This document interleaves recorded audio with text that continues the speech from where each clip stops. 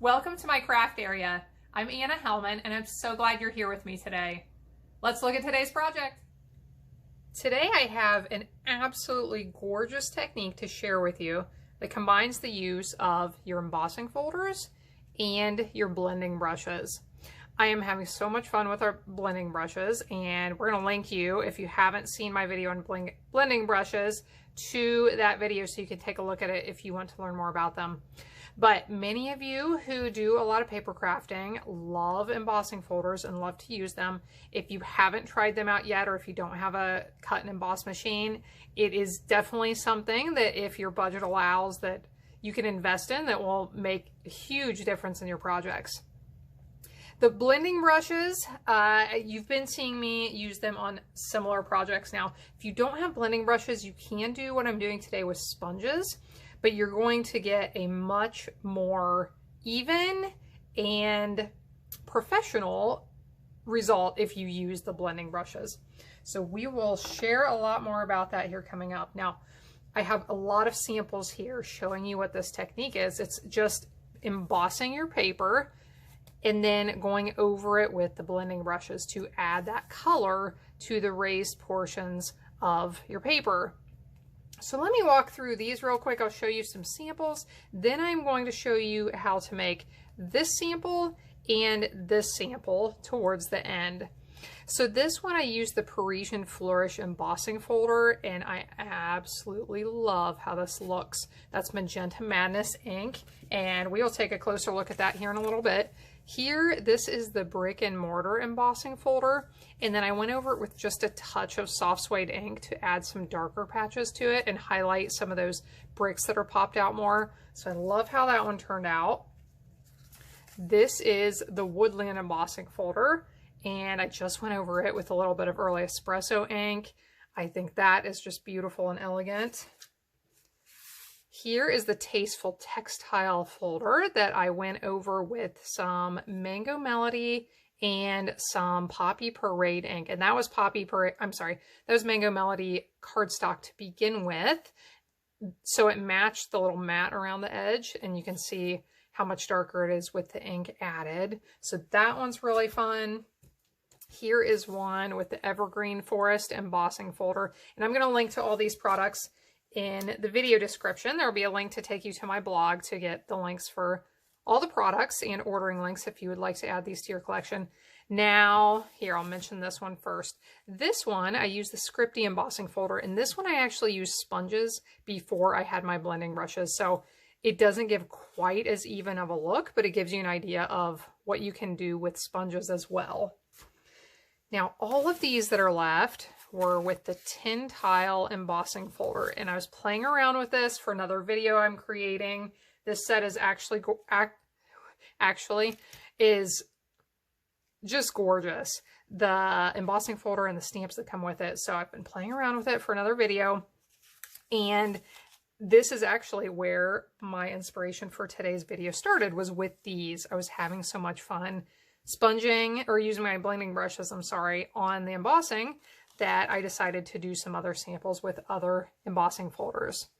So I'll tell you how I did these. This one is vanilla cardstock, and then I went over it with some soft suede and crumb cake inks. And keep in mind, this is very, very simple, and the results are just amazingly dramatic, as you can tell. So there's that one. This one we're going to do here in just a few minutes. I'll show you how to create this.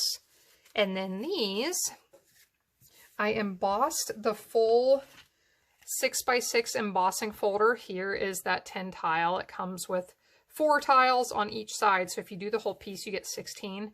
I did a 6x6 piece in here, embossed the whole thing, added the color to it with my blending brushes, and then I cut those squares apart and added them to these cards in the patterns that you can see here. So this was actually white cardstock, and I added Smoky Slate and Misty Moonlight inks to it. And I just love how that turned out. I started thinking I was just going to use grays and black ink. I'm so glad I decided to add that Misty Moonlight to it as well. So let me bring in my pieces that I've prepared, and we are going to make some of these samples right now. So here's the piece. I said this was the Parisian Flourish embossing folder. I'm getting my Magenta Madness ink and my blending brush that is for the reds. I am going to add some more brushes to my collection here soon. So at some point, maybe I'll have one for pinks and one for reds. But right now, my pinks and reds are the same brush. And I like to pick up the ink by using a swirling motion and just pressing a little bit on that ink pad. Now, this is important. You want to dab your extra onto some scrap paper, because if you don't, you're going to end up with a blob of color on your project that you don't want. And then you want to come in from the edges using a swirling motion. So one thing you'll want to play around with when you're doing this is how much pressure you're applying. The amount of pressure you apply can definitely change the look of your project. So if you want to get more of that color down into the crevices, down into the deeper areas of that embossed piece, you can apply pressure. But what I found with this one, I love how dramatic this is and how dark it got on top and how it stayed light down in the deeper portions. And the way I got that was by not really applying much pressure.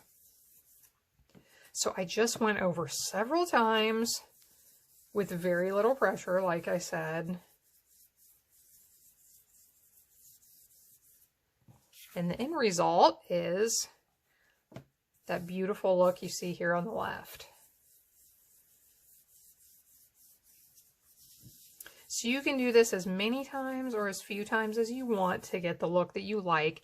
I love going over it repeatedly to get that darker, more dramatic look. And what I found with my samples that I was using the brown inks with, I was using Crumb Cake and Soft Suede, was that I was trying to use the lighter colors, but really it went a lot faster when I just pulled out my darker color, and I was just really careful about adding that ink. If you have your darker colors, it is easier to over apply and get it darker than you want, but as long as you're really careful, that can actually save you time just starting with the darker color and not having to apply quite as much. So there you can see this sample with the Magenta Madness ink, and I just think that is absolutely beautiful.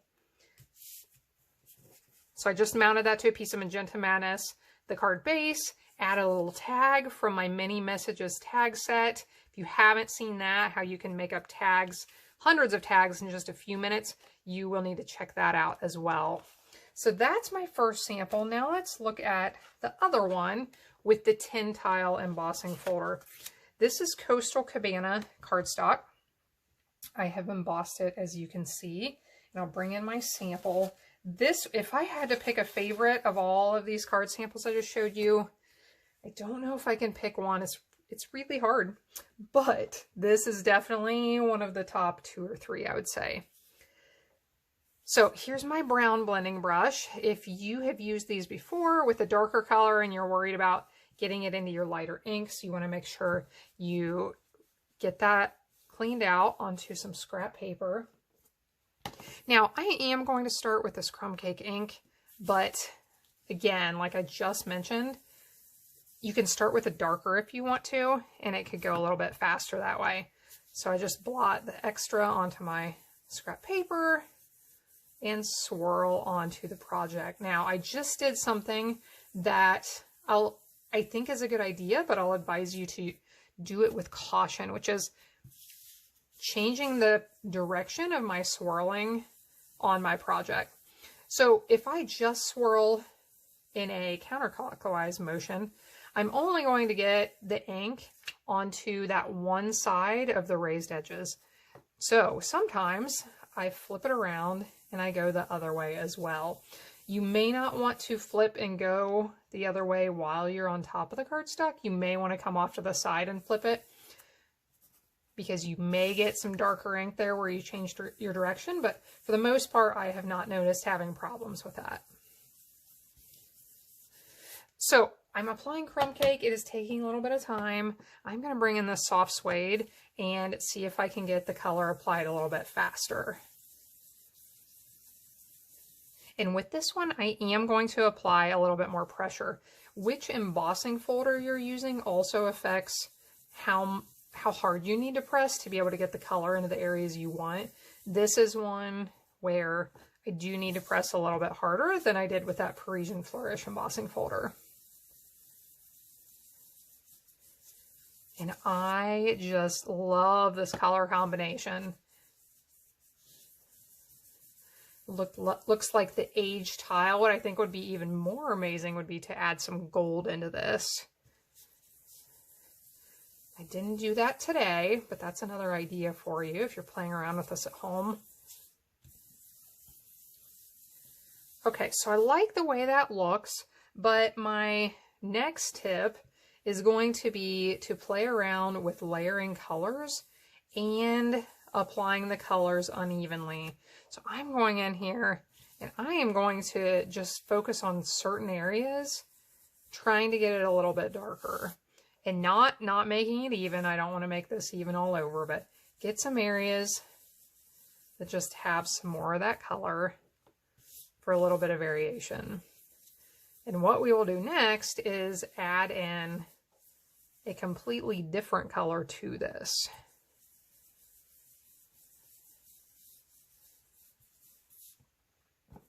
Okay, so I really like how this is looking. Let me show you the difference right now.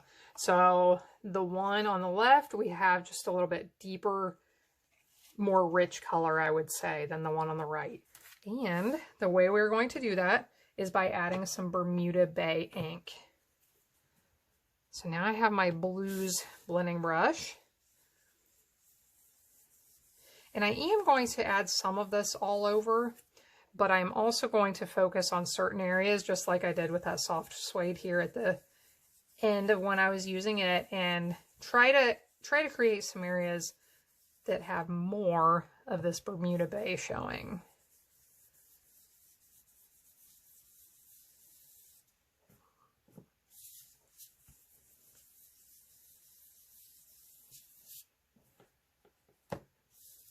And this is where I really think it takes on a beautiful look.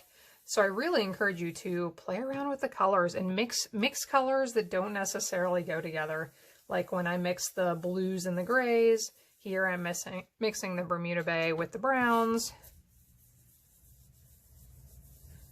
Your options are endless with this, and I think you'll really be able to create some neat projects. Okay, now I'm going to use some extra pressure in a few spots. Get a little bit more ink.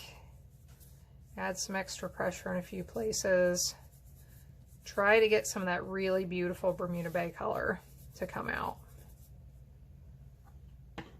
And I think she's finished. So let's look at these up close. These are so, so pretty. I know you can't always appreciate the true beauty of something when you're watching it on a screen, but these are something you're definitely going to want to try out for yourself so you can see how pretty they are in person. So thanks for joining in to see these really pretty card samples with the embossing and the blending brushes as well. Thanks so much for joining in today. For more information and links to the products used today, click in the video description box down below to visit my website. Make sure you also click down below to subscribe to my channel and hit the little bell to receive notifications when I share new videos. I truly appreciate you being here, as well as every like, share, and comment that I receive. I'll see you again next time when I'll be back helping you to hand make with love.